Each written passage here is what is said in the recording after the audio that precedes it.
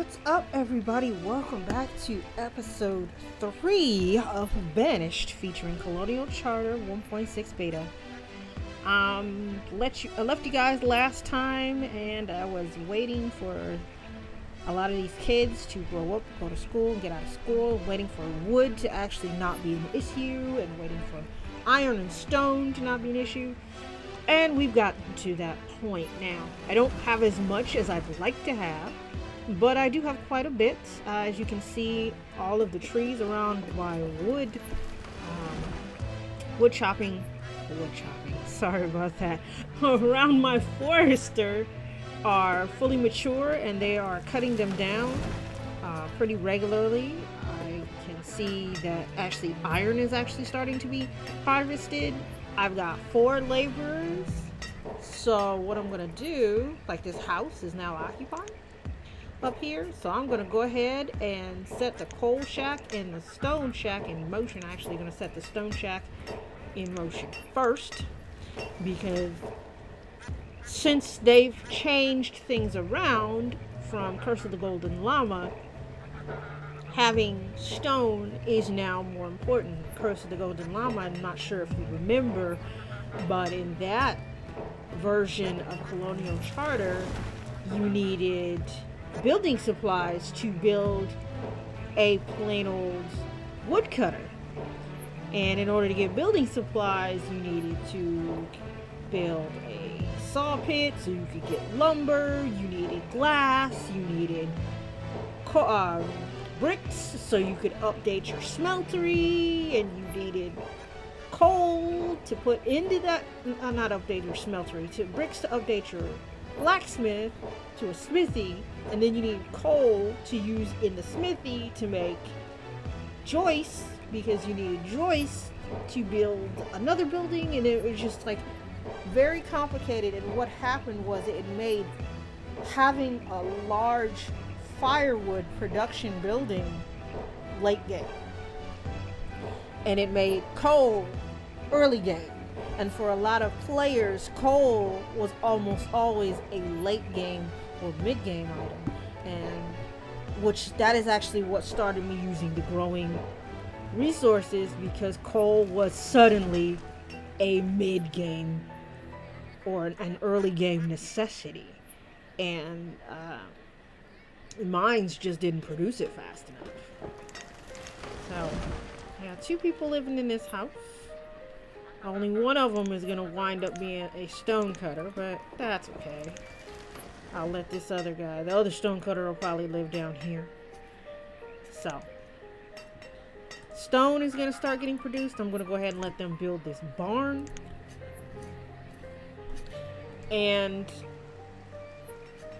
I'm also going to start working on my shore houses. Now, I did say that I wasn't going to do anything while you guys were not here, but I did some cosmetic work. It's only cosmetic. I went ahead and I put some clay walls up just to pretty this area up, and I'm going to put in some flowers and stuff just to make this look nice. And eventually I'm gonna, nice up this island. I could actually do that now. I just wanted to put some trees on it just to make it look nice. I was gonna put some willow trees, because the willow trees look nice. I really dig these willow trees. I just wanted it to look nice. There's only one plant growing on it, and I'm like, that's kind of sad. So some trees on there, and it'll be really pretty. I kind of want to leave it in its natural state. And now, coming in 1.6, I have the option of placing static items that are also plants. So I can place bamboo, I can place anything I can grow, I can place. And some of the plants are really pretty. Like, this is rice here, and this rice looks really awesome. Rice has to go in water, I think. Okay, I can't place rice. But the one thing about these plants is, if you're gonna place them, you need some to place it. So if I wanted to build this flax, I'd need flax to build flax. I believe with these, you want logs, you need logs to build logs. So I'm just gonna leave that the way it is. That looks nice. I would like to start with my shore houses. Okay, look at that. Got stone going down. That's fantastic. And since I've only got 1 laborer and 3 builders, I'm going to go ahead and let them finish the shore house. And they're going to need some residences. So I guess I could... I want to eventually put quay houses here.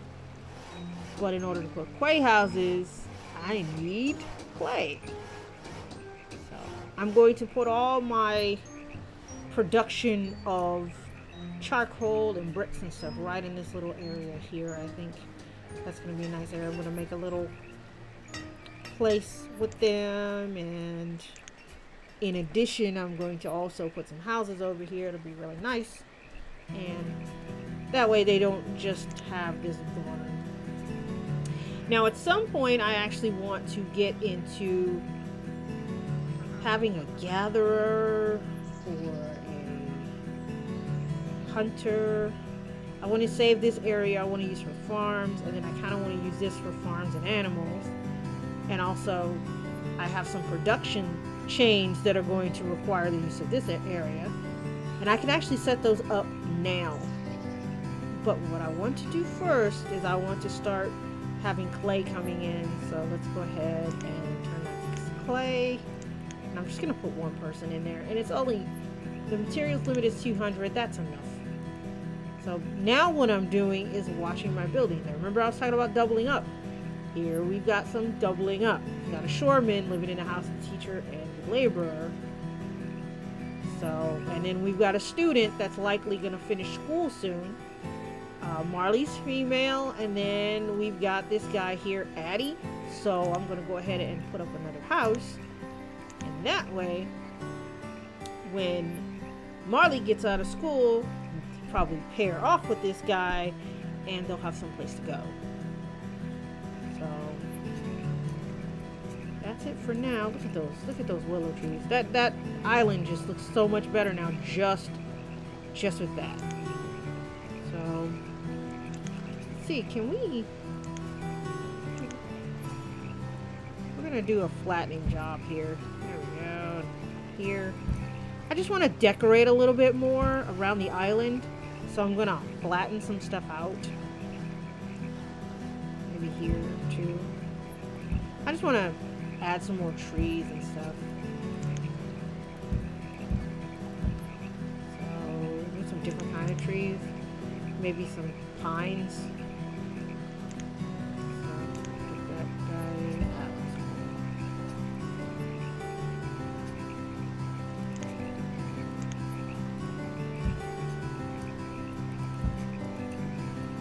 That came out weird. I didn't expect that. This little bridge is so funky.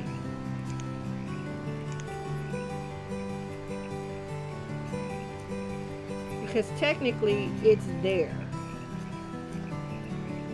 Let's go ahead and put down... Let's put an oak tree. Got a lot of shade going on this island. Very shady island. And eventually, like I said, I'd like to put in a quay house. But food is stable. Eating a lot of fish. Alright, so we've got the second house. And Addie actually married somebody named Mirandy. I don't know who Mirandy is, but there we go. And I have 3 more people, so I'm gonna let them build that home. And actually I think we have enough resources. I'm gonna let them build the market. Now what I want to start doing is getting what I call trade ready. A lot of people who play have different ways of generating revenue to use with the trader. Many people use the formula of charcoal and firewood as a good trading source. They keep those limits really, really super high. and because it's easy to make. But there's a little known gem hidden inside of this mod pack that's actually better than using firewood or charcoal. It does take a little bit longer, but it's a hidden gem because the trade value for charcoal and firewood is 4 units. The little hidden gem I'm talking about is furniture. Now, of all the advanced production buildings, furniture is one of the few that only requires wood. Doesn't require anything else. Doesn't require barrels, tools, metal, nothing. It just requires wood.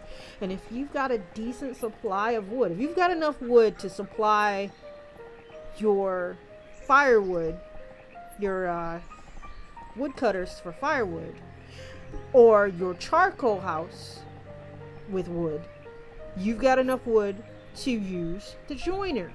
You put the joiner down. Now, each table that the joiner produces trades for 20 units. Now, I'm not the best at math, but 20 is a lot more than 4. So for every 5 pieces of charcoal or firewood, you've got 1 table. So you don't have to amass such a large amount of items just to trade out for things that you need. If you can make 250 tables, you can get any seed up to the seeds that are 4,000 units. You can get anything. So to me, it makes 0 sense to stockpile firewood and charcoal when I could just build a joiner, throw 2 workers in there well ahead of when I decide to build up my trading post, and by the time I get ready to trade, which is usually around year 30, which is unusual for a lot of players. So a lot of players start trading early. I don't trade until year 30. But by the time I get to year 30, if I keep my materials setting high enough, I can have 1,000 tables at 20 units each, which means there's nothing the trader's going to bring I can't buy. So if I'm having a famine, I can just buy him out for all the food. If he shows up with wheat and another crop, a production crop, I can buy them both. If he shows up with 2 different kinds of animals, I can buy 3 of each of those types of animals. So it's really a versatile way, and it's a little known. I really feel like it's underused that the joiner can do so much. So I just set my materials limit at 2,000, and he's just going to take logs and he's going to just make furniture for me. And that's all he requires is wood. Can't beat that with a stick. Nothing wrong with trading firewood and charcoal, but 4 units per as opposed to 20 units per, I think it would be better to just build a joiner as soon as you build a wood production and just go from there. You can't go wrong. My personal opinion, I'm pretty sure some people are out there, oh, that's inefficient, blah, blah, blah. Hey, that's just how I roll. And it's why I almost never have a famine issue. Because if I have at least 200 tables, furniture in my inventory, whatever the trader brings, I can buy it and I don't have to worry about food. So just my little 2 cents. So my joiner is starting to produce furniture. It'll start showing up on stockpiles around. Probably show up on this stockpile there. This material. Central Market. A lot of people will put the full complement of people in the Central Market. Little known secret about the Central Market: if you don't put anybody in the Central Market, people will still put stuff in there, so it can function without an attendant. A better thing to do: turn that thing down to 1, put 1 person in there so you don't have that annoying question mark. Fix it and forget it. I never have more than 1 person in my Central Market. There's no reason to have more than 1 person in the Central Market. Just no reason. But again, that's just how I play. So we've got our central market, we've got our joiner, he's producing trade materials, because the purpose of furniture is to create building supplies for homes, so you can upgrade homes to these, you know, fancy pants homes. I generally only use salt box houses and red ketchup's houses. Neither of these houses are upgradable, so there's no purpose, there's no reason for me to make building supplies. So make the stuff that makes the building supplies and just go ahead and trade them. Building supplies are great for trading. You really want some trading supplies, make the building supplies. If you make the building supplies for home furnishings, I think they're called home furnishings. 1 unit of home furnishings trades for 100 units. You see where I'm going with this? And it doesn't take much. You need feathers, you need rugs, and I believe you need a few other things that are easy to get. If you have cotton, you can make rugs. If you have silk, you can make rugs. If you have ducks or chickens, you'll get feathers, because you're going to need bedding. It's really a simple and very little used production chain. But if you make those 2 things, you can actually have some really big items that you can use to just go all out and make sure your city doesn't run low on stuff. But anyway, some people might say, oh, that makes the game too easy. Well, I'm about making sure my people are happy and housed and clothed, and I don't want them running around naked and hungry. So, alright, so we've got people doubling up again. I'm going to... Okay. See this right here? We got a fisherman and a student. One parent probably died. And these people have so many kids. But in here, one parent probably died. So what I'm going to do is flush them out. And see if I can get a pair of young adults in there.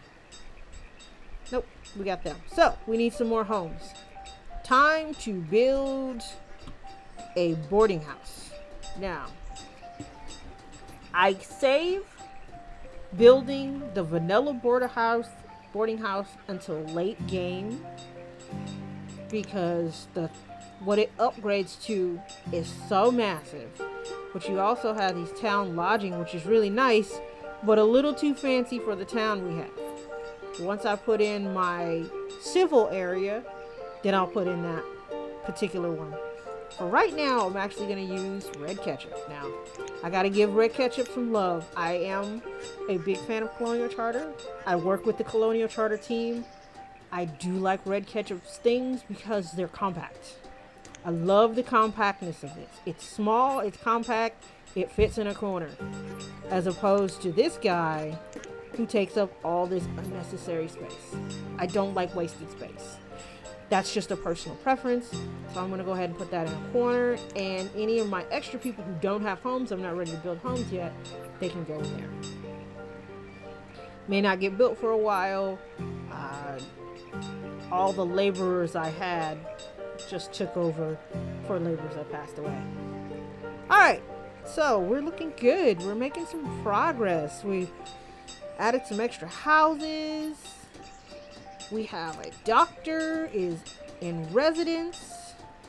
We've got trade production that has started. We've got a decent amount of iron. Iron is actually getting a bit OP. Whoa, ho, ho, ho, look at this. That's what I like to see. That's what I like to see. I don't know why the teacher and the vendor are living over here. I'd like my stone cutters to be living over here. I'm pretty sure once we get this boarding house built, everything will readjust. If you've ever noticed your people aren't living where you want them to live, like near their job, it's probably because there's no room for them to live near their job. If they have room to live near their job, then they're probably going to go ahead and relocate and readjust it, and everything will be cool. Don't flip out about that. Don't be like, oh, nobody's living where they're supposed to be living, because chances are that's likely the problem. Build more homes near where you want them to work, and, you know, make sure that they have some place to go. If they don't have any place to go, they won't go there. Let's put that there.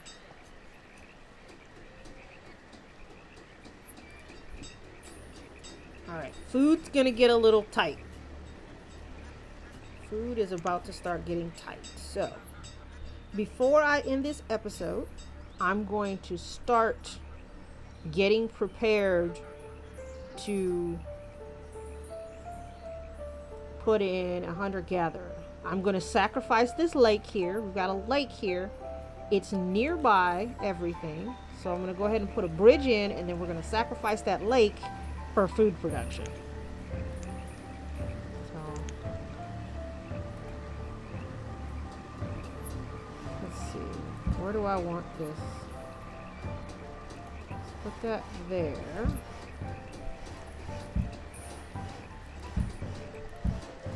I think I'm going to put this bridge here. And I'm actually going to use this bridge here.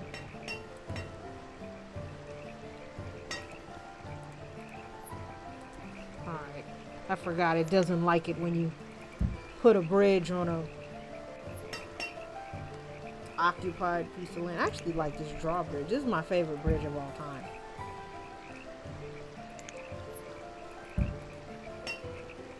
Alright. And they'll go ahead and build that. And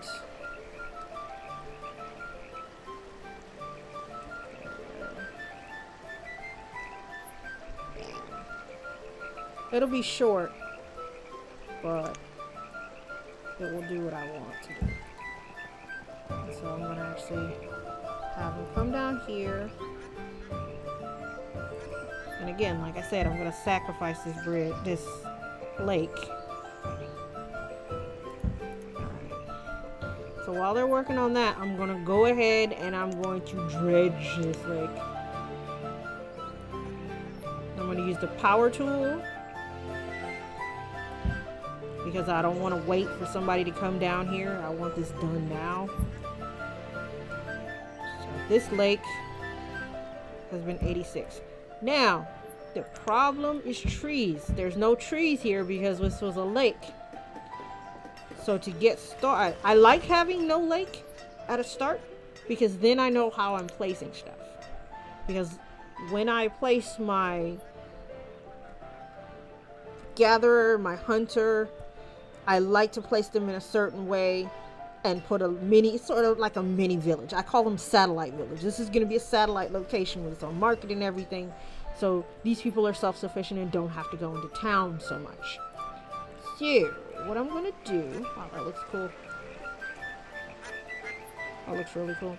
So what I'm going to do is in the next episode, we're gonna start by planning out our little satellite food gathering village here because our food is getting low. We're down to 1,183 and we need to sustain these people. We just had 3 children born.